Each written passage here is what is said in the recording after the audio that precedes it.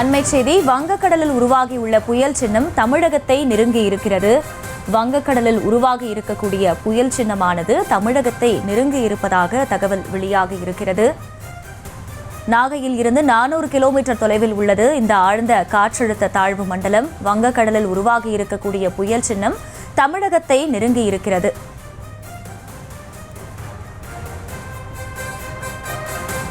நாகையில் இருந்து 400 கிலோமீட்டர் தொலைவில் ஆழ்ந்த காற்றழுத்த தாழ்வு மண்டலம் இருக்கிறது. மணிக்கு 13 கிலோமீட்டர் வேகத்தில் புயலானது நகர்ந்து வருவதாகவும் தற்போதைய தகவல் கிடைத்திருக்கிறது.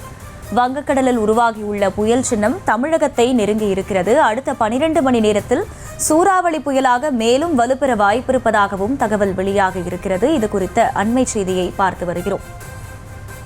நாகையில் இருந்து 400 கிலோமீட்டர் தொலைவில் ஆழ்ந்த காற்றழுத்த தாழ்வு மண்டலம் இருக்கிறது. மணிக்கு 13 கிலோமீட்டர் வேகத்தில் புயலானது நகர்ந்து வருவதாகவும் தகவல் கிடைத்திருக்கிறது. அடுத்த 12 மணி நேரத்தில் சூறாவளி புயலாக இது மேலும் வலுப்பெற வாய்ப்பிருப்பதாகவும் தகவல் வெளியாகி இருக்கிறது. கூடுதல் விவரங்களை செய்தியாளர் வெங்கட்ரமணன் வழங்க கேட்கலாம். வெங்கட்ரமணன், தற்போது புயல் சின்னம் நகரும் வேகம் அதிகரித்திருக்கிறது. என்னென்ன பாதிப்புகள் இதனால் ஏற்படும்? வானிலை மையத்தின் அதிகாரப்பூர்வ அறிவிப்பு என்ன சொல்லுது? தென்மேற்கு வங்கக்கடல்ல ஆழ்ந்த காற்றழுத்த தாழ்வு மண்டலமானது தற்பொழுது நிலை கொண்டிருப்பதாக இந்திய வானிலை ஆய்வு மையம் தெரிவித்திருக்கிறது. அதாவது இன்று காலை 5:30 நிலவரப்படி தற்பொழுது இந்த ஒரு நகர்வை வானிலை ஆய்வு மையம் தெரிவிச்சிருக்காங்க. தென்மேற்கு வங்கக்கடலிலே உருவான ஆழ்ந்த காற்றழுத்த தாழ்வு மண்டலமானது கடந்த 6 மணி நேரத்துல 13 கிலோமீட்டர் வேகத்துல வடக்கு வடமேற்கு திசையை நோக்கி நகர்ந்து வருவதாக வானிலை ஆய்வு மையம் தெரிவிச்சிருக்காங்க.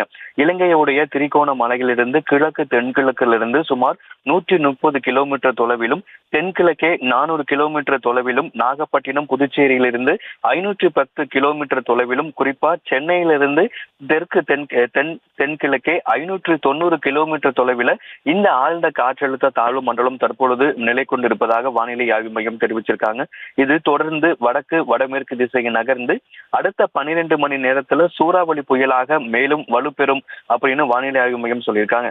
இது அடுத்த தொடர்ச்சியா 2 நாட்களுக்கு வடக்கு வடமேற்கு திசையை நோக்கி நகர்ந்து தமிழக கடற்கரையை நோக்கி நகரக்கூடும் அப்படின்னும் தமிழக கடற்கரை மற்றும் இலங்கையை நோக்கி நகரக்கூடும் அப்படிங்கிற தகவலை தெரிவிச்சிருக்காங்க. அதே போல இந்த நகர்வை தொடர்ச்சியா வானிலை ஆய்வு மையம் கண்காணித்து வருவதாகவும் இது எந்த பகுதியை நோக்கி அதனுடைய தாக்கத்தை தீவிரப்படுத்தும் அப்படிங்கிற நகர்வுகளை தொடர்ந்து வானிலை ஆய்வு மையம் கண்காணித்து வருவதாக தெரிவிக்கப்பட்டிருக்கிறது. நம்ம நேற்று தினமே பார்த்தோம், பல்வேறு தமிழகத்தில் இருக்கக்கூடிய பல்வேறு கடலோர மாவட்டங்கள்ல கடல் சீற்றமாகவும் காணப்பட்டது, கடல் கொந்தளிப்பாக காணப்பட்டது, கடல் ஒளிர் அந்த நிகழ்வுகளும் நடைபெற்றது. இப்ப காலையிலிருந்தே பார்த்தோம் அப்படின்னா சென்னையில் இருக்கக்கூடிய பட்டினப்பாக்கம் கடற்கரையில காலையிலே கடல் சீற்றம் என்பது அதிகமாக காணப்படுகிறது. நேற்றைய தினமே மாநில பேரிடர் மேலாண்மை ஒரு எச்சரிக்கை என்பது கொடுக்கப்பட்டது. நாகப்பட்டினத்திலிருந்து திருவள்ளூர் வரையான அந்த கடற்கரையோரங்கள்ல கடல் சீற்றம் காரணமாக 9 அடி முதல் 12 அடி வரை உயரமான அலைகள் எழக்கூடும். இந்த ஆழ்ந்த காற்றழுத்த தாழ்வு மண்டலம் புயலாக வலுப்பெற வாய்ப்பு இருப்பதன் காரணமாக கடல் அலைகள் 9 அடியிலிருந்து 12 அடி வரை எழும்பக்கூடும் அப்படின்னு ஒரு தகவலை தெரிவிச்சிருக்காங்க. பல்வேறு பகுதிகளில் கடல் சீற்றமாக காணப்படுகிறது.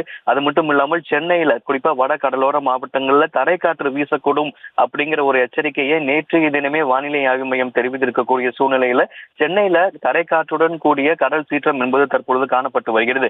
சென்னையிலிருந்து இது எந்த பகுதியை நோக்கி கரையை கடக்கக்கூடும் அப்படிங்கிறத வானிலை ஆய்வு மையம் தொடர்ந்து கண்காணித்து வரக்கூடிய சூழ்நிலை சென்னையிலிருந்து தென்கிழக்கே 590 கிலோமீட்டர் தொலைவில் இந்த ஆழ்ந்த காற்றழுத்த தாழ்வு மண்டலம் தற்பொழுது நிலை கொண்டு இருப்பதாகவும் மணிக்கு 13 கிலோமீட்டர் வேகத்தில் இது நகர்ந்து வருவதாகவும் இன்றைய காலை 5:30 மணி நிலவரப்படியான அறிக்கையை தற்பொழுது இந்திய வானிலை ஆய்வு மையம் தெரிவித்திருக்கிறது.